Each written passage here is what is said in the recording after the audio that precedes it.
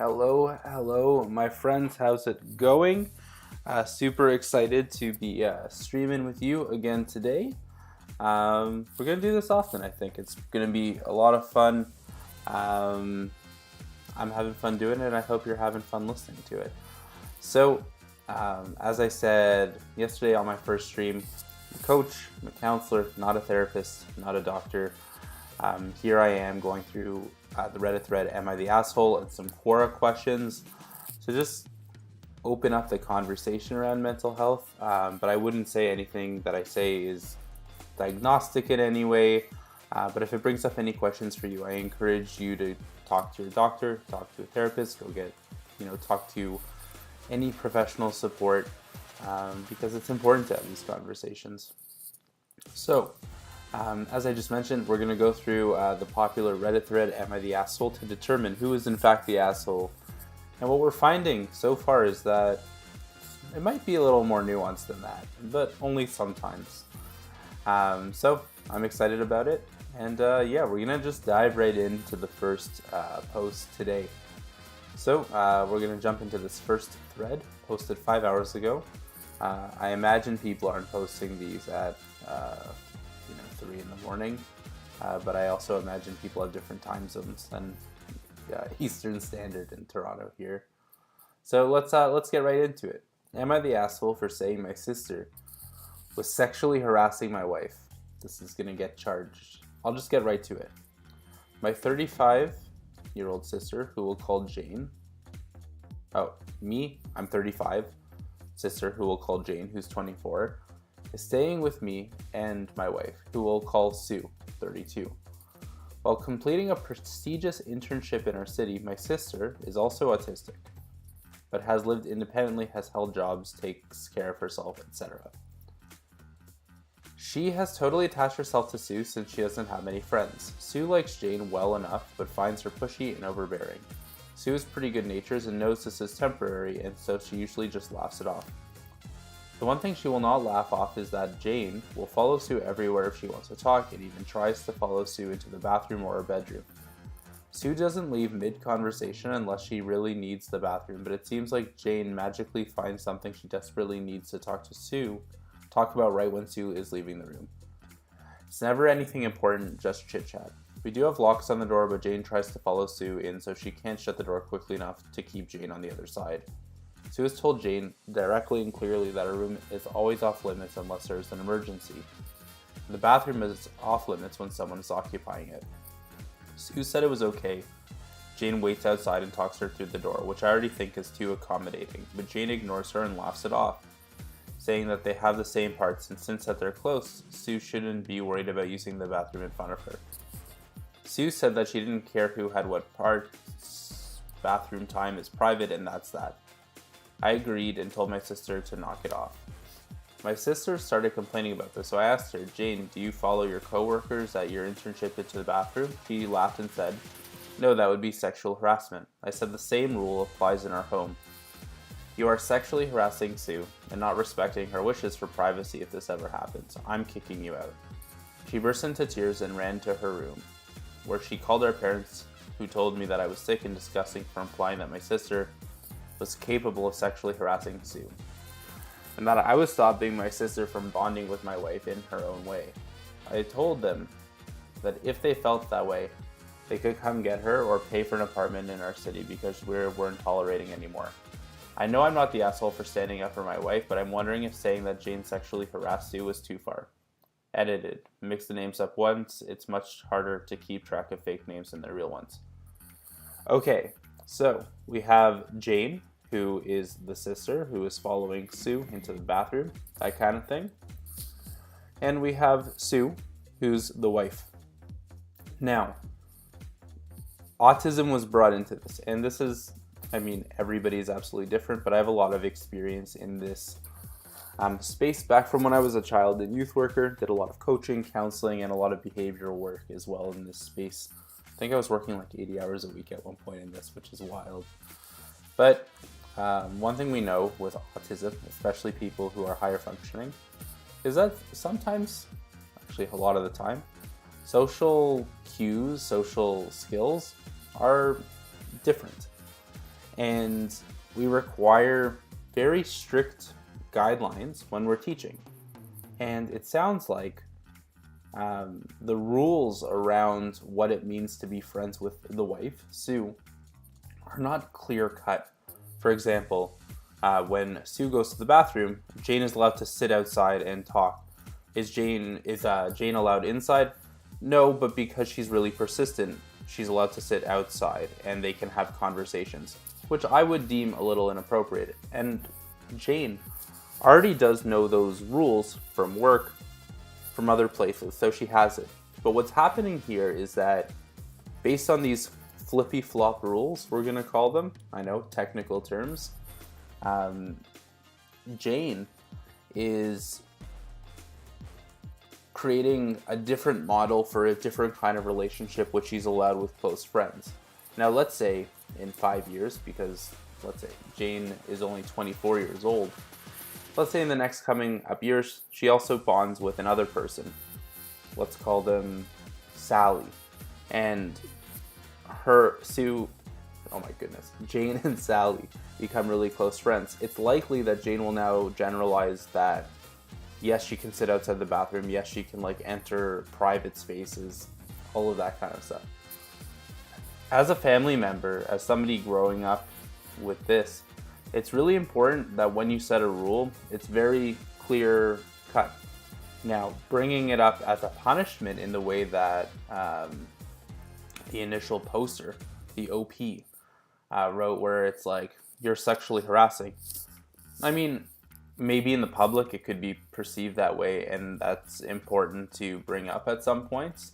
But as a brother who sort of helped to create these flippy flop rules, it's almost better to say, hey, Jane, we're no longer going to sit outside of the bathroom with Sue. It's inappropriate. Instead, let's go do this.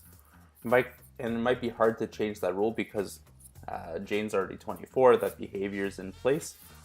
But you gotta break those ties and do so in a super clear, super decisive way. Otherwise, this behavior is going to keep growing.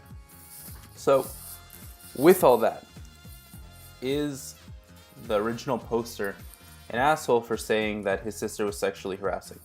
No, I don't think they're they have those, they're behavioral therapists or have those tools to necessarily know what the right thing to say there is. I mean, that's a unique situation. I feel like the intention was to sort of create a hard and fast rule, but he did so in a punishing way.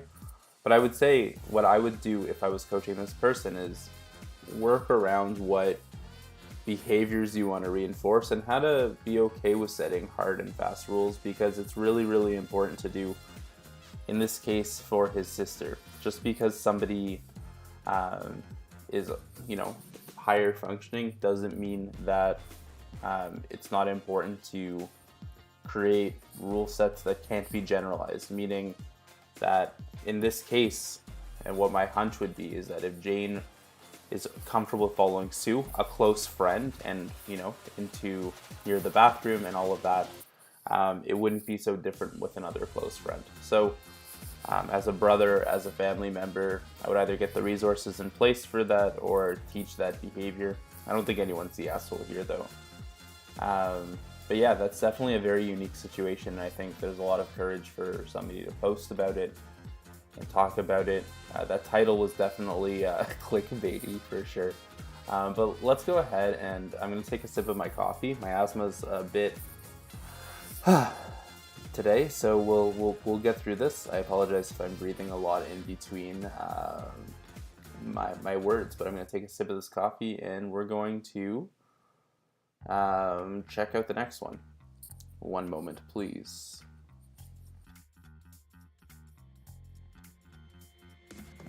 Oh, I just remembered that coffee is a hot drink. Ooh, okay, but a delicious one. Okay, let's take a look. Am I the asshole for telling my wife that her investing losses are not my problem? I, 30, come from a very poor family, but my wife is from a very rich one. She started off the marriage with a net worth of $31 million, and I started off with $300K in student debt. Okay, very interesting. When we got married, she made me get a prenup that separated her inheritance and got rid of my right to an elective share to it if she dies. In other words, I renounced my spousal right to a third of her property if she dies, making her sole beneficiaries, wow, her siblings or potential children. My debt and our income were also separated. We both got lawyers, hers much more expensive than mine, and notarized the prenup. None of this was a problem for me. As a man, I'm determined to pull myself up by my bootstraps, not rely on my wife's wealth or anything. The only beneficial part of the prenup for me was that our incomes were also now separated, and I earned a somewhat higher income than her, so I was okay with it overall. Okay, we have the context. 5 years later, I still don't have a seventh of her current wealth, but her investments haven't been great this year either. As a sole crypto investor, here we go, things have been going very poorly for her. I had warned her not to do this, but she invests in crypto called Monero, which is down 47% this year. About 5% of her money was not in her wallet, was in the FTX exchange itself. Not sure what that is, but I'm guessing it's a crypto exchange, which she lost after FTX went bankrupt recently. She now has a net worth of around $18 million. That's a big blow. I don't invest in crypto, but rather in index funds that have taken a hit this year as well, but based on historical performance, they should go back up eventually. No such guarantee for crypto, and certainly not for Monero. I come home to her crying the other day after she found out that FTX went bankrupt. I told her that's rough, not in a sarcastic way, and I went upstairs to change. When I got back downstairs, she started bitching and complaining, talking about how nonchalant I was about her losing her money. I pointed out that she's still extraordinarily rich in spite of her poor choices, and that she could stop investing in crypto at any time if she wanted to. Besides, she was the one that wanted to separate anything. So why does she want it to make it my problem all of a sudden? Am I the asshole? Very, very interesting. So we have some context. We know that she comes from a very wealthy family. He comes not from a very wealthy family. In fact, he came into the marriage with near $300K in debt, which leads me to believe either there were some degree jumps, or maybe became an accountant or some professional job, that kind of thing. Regardless, he was okay with the prenup, although it seems like he's not so okay with this. It seems like he harbors a lot of pain, but let's dive into it a little first. So, thought I was gonna cough and it didn't happen. Bless. So, the male was determined to pull himself up by the bootstraps to get work done. 5 years later, I'm guessing this is now, there's still a wealth gap between her and him based on her net worth. And a lot of her net worth is tied up in cryptocurrency, which, as a lot of us know, went through a giant fall over COVID, especially a lot of the newer types of coins. And it seems that she only invests in crypto as a sole crypto investor. So she lost, oh my goodness, she lost 31 minus 18, $13 million of net worth. And she's at home crying. He says that's rough. And she says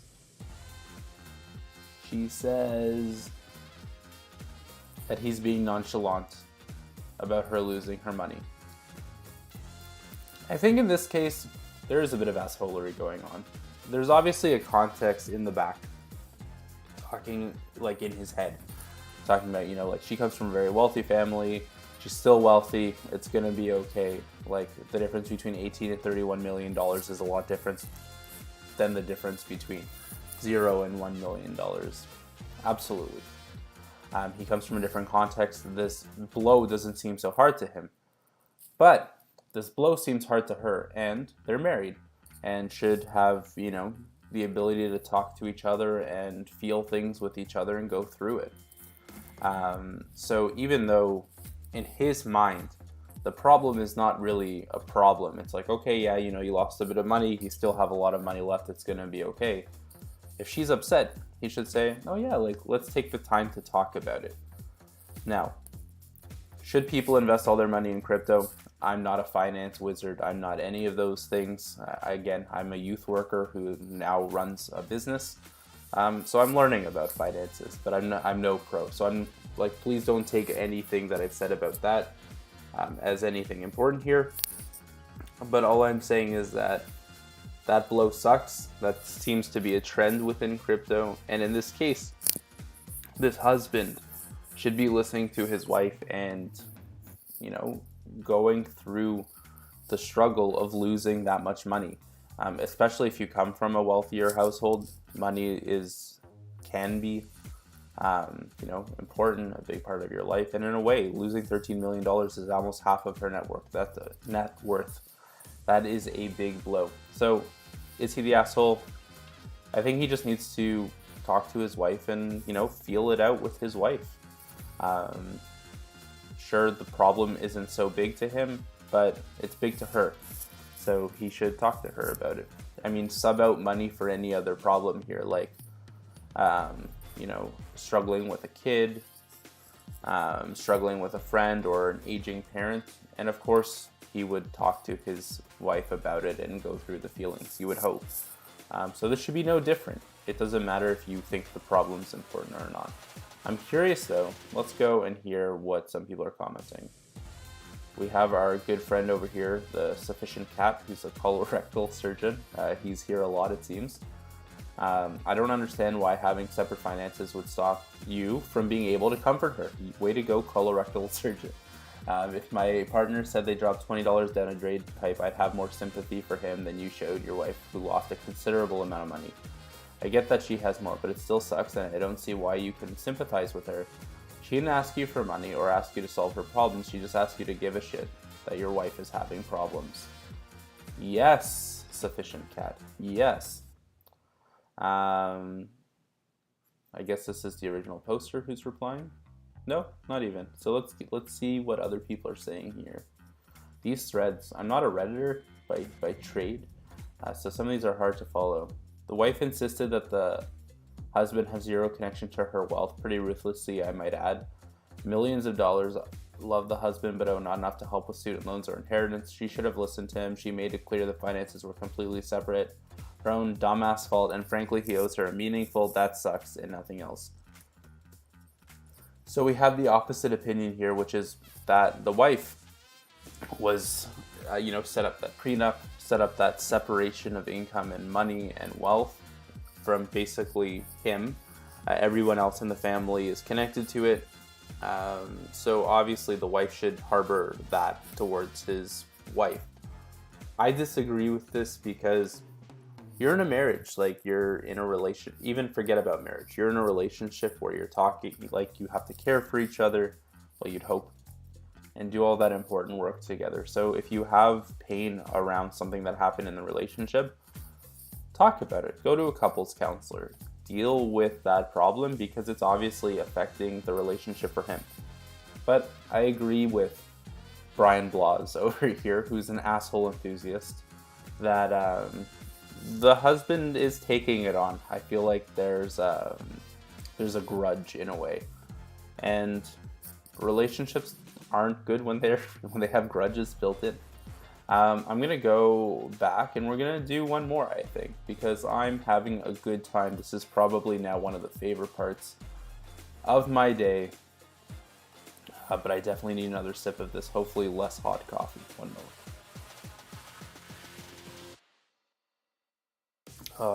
This is too good a thermos, but I took a smaller sip this time. Let's take a look.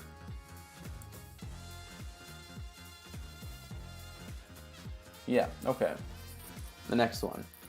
Am I the asshole for not returning my mom's ring? I feel like this is going to be divisive as all hell. Let's see. Hi, 28, and my ex-girlfriend, Mela, 28. Quick side note, actually. I've noticed in these threads there's always like an age, as if the age matters in a lot of these situations. I'm not sure that they always do. I'm curious. Also, I should join this Reddit. Yeah, successful. Hooray. If I'm going to do this, let's do this properly, right? I, 28 male, and my ex-girlfriend Mella were together for 7 years. Mella was obsessed with marriage. She literally had a Pinterest full of wedding ideas for years. Around year 4 of our relationship, she started outright saying that she wanted to be married and wanted to be proposed in this way or that way, basically making all the plans. I told her I would think about it. While I loved her, I wasn't sure marriage was for me. We had an argument and she made an ultimatum. Ba-ba-ba-bum. Either I propose or we break up.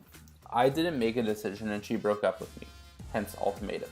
I realized I wanted her in my life and I proposed. My mom gave me her engagement ring, which wasn't Mella's style or size, but she seemed happy. I started getting second thoughts and we got into a fight. Mella took off the ring and gave it back to me. We broke up and we went separate ways. I took that as she was giving me the ring. Mella and my mom were close and she was invited to the wedding. Mella is getting married to Devin, who apparently is head over heels for her and bought her a $15,000 engagement ring. My mom wanted to wear her best jewelry for the wedding as it was a lavish event and asked for her ring back. I told her I wouldn't give her the engagement ring back as it was mine and I didn't want Mella to see the engagement ring that she was supposed to have since it would probably make her feel bad since she married the first guy who was there. My mom is upset. My family is calling me an asshole. My dad, who made the ring, said I was selfish. Brat. I keep getting nasty emails from relatives about this situation. Am I the asshole? Well, I mean, if she wants the ring back, give her the ring back. It's not your ring. But there's a larger problem here, which is that this family is just taking everything out on him in emails. Sit down at a table, have a conversation, at least get on the phone. You're not going to come to solutions this way. And you would hope that family can do that. One thing that I found interesting here was that he was clearly saying that he's not ready for marriage. She really wants marriage, gives the ultimatum. He says no dice. They break up, but he really wants her, so he gets engaged. Don't give up what you want just because a tough decision needs to be made. It could be that you're not ready, and that's okay. We don't know how they've been together for 7 years, so maybe it was time for that ultimatum. But if you're not ready and you're not feeling it, especially at 28, I think it's 28's the new 38, or sorry, 28's the new 38. 38's the new 28, and 28's kind of the new 18 in that way, or 20. Like, it's still relatively young. We're now at 28 at the time where we're figuring out, where we're at in our lives and what we're doing and really getting our footing. We're not stable yet, per se. And I know because I'm 29, so I feel that feel. So I think there needs to be a little more wiggle room here for him. But in terms of the ring, if the mom wants the ring back, take it back. And then if you meet another person that you're wanting to get married to, ask for it again. Or even have a conversation with your mom now about, when you get married the next time, can you have that ring because you think that's very nice. I think that's all this needs to be. So are they the asshole? I don't think it's their ring to take, but I think you can ask for it again later.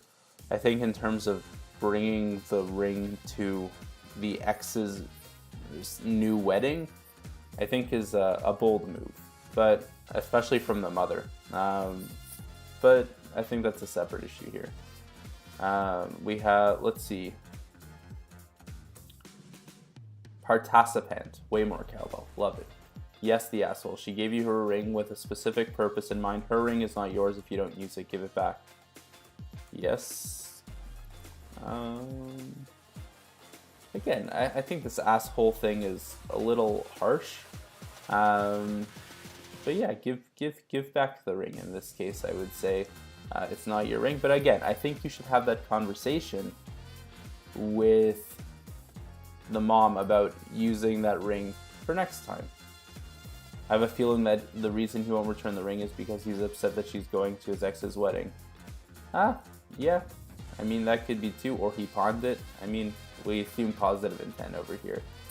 But yeah, I think this is a very interesting problem. I agree. Again, not the ring. It's not his ring. Give it back. But have that conversation about wanting the ring for the next wedding. Maybe have a conversation about how you feel uncomfortable that he's bringing it to his ex-wife's new wedding, which I think is a bold move. And maybe have a conversation with your family, or have them have a conversation with you about what they're feeling, and listen to it and then share other thoughts later. I don't think this needs to be so terrifying, really, in that way. So terrible, that's what I meant to say. So that's Am I the Asshole for today. Let's take a look at a couple Quora questions, because I think these are important, because they're very specific, and I think they're important for us to talk about, because if they have a question, everyone has this question. So, can an adult cry like a child when faced with separation anxiety? Again, I should say, I'm not a therapist or a doctor. I'm a coach, and I'm a youth counselor. This is not any diagnostic, medical science-based criteria. This is all from experience and what I learned when I was at Toronto Metropolitan University, and from just being a big enthusiast about this stuff. So take that with a grain of salt. If you have specific questions around anxiety, definitely talk to a doctor, talk to a psychologist, get those diagnoses going or not, but just have a conversation with them, see what the best treatment plans are for you. So can an adult cry like a child when faced with separation anxiety? And I think the answer is absolutely. Anybody can do anything they want, because people have feelings and emotions and feelings are highly complex. Separation anxiety is that idea that, let's say, we'll give an example as an adult. So let's say my girlfriend goes to another city for a conference for a few weeks, and then I become anxious based on that separation. And that anxiety can be because of a few reasons. I could think, oh no, she's going to cheat on me. Not that I think that, Cassandra's amazing. Or it could be that she's my comfort and I need her here, which should be true of most relationships, but separation anxiety amplifies that experience. So, can an adult cry like a child when faced with separation anxiety? Absolutely. Something I've learned is that anything is possible. For me, just anything with anxiety is fear-based, and I always want to get to the root cause. So is it about the cheating?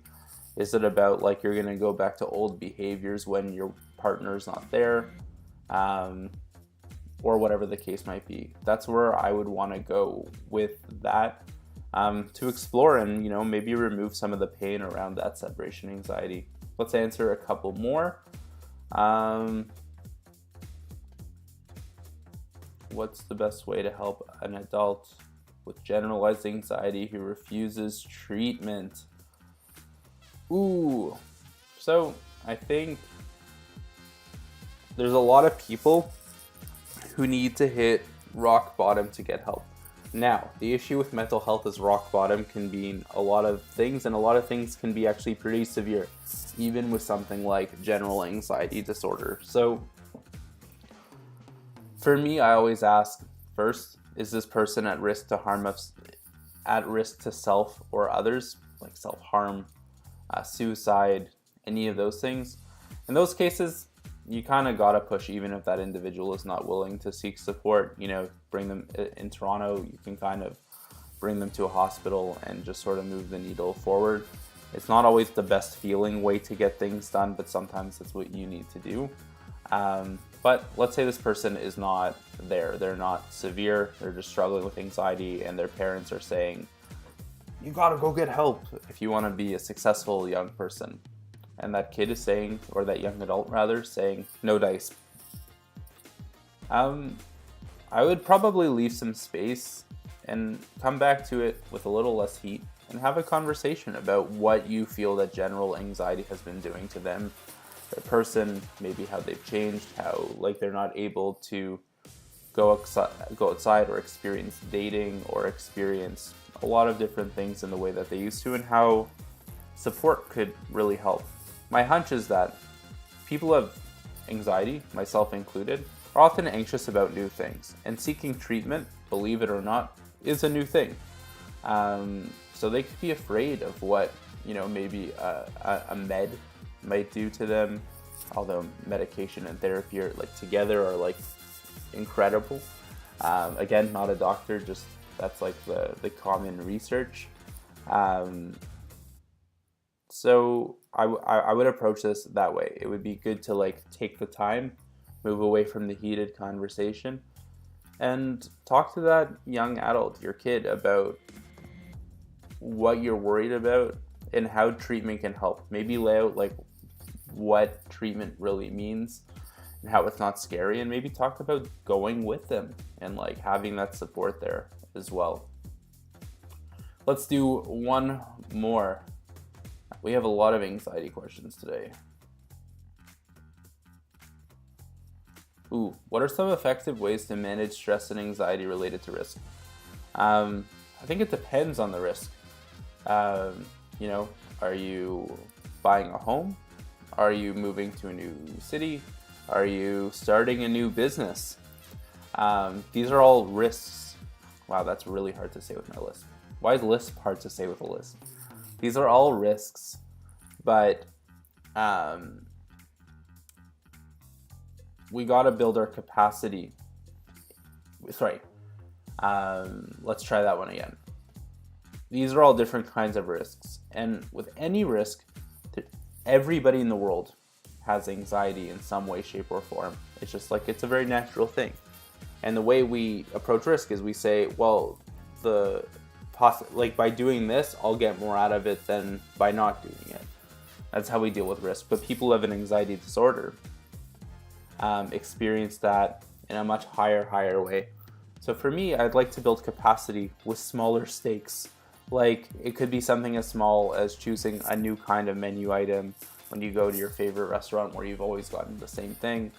It could be, rather than, just jumping and starting a new business, could be making a business plan and going through all the steps so that the risk at the end of it doesn't seem so risky because you have a plan, you have a strategy, you have the right people involved.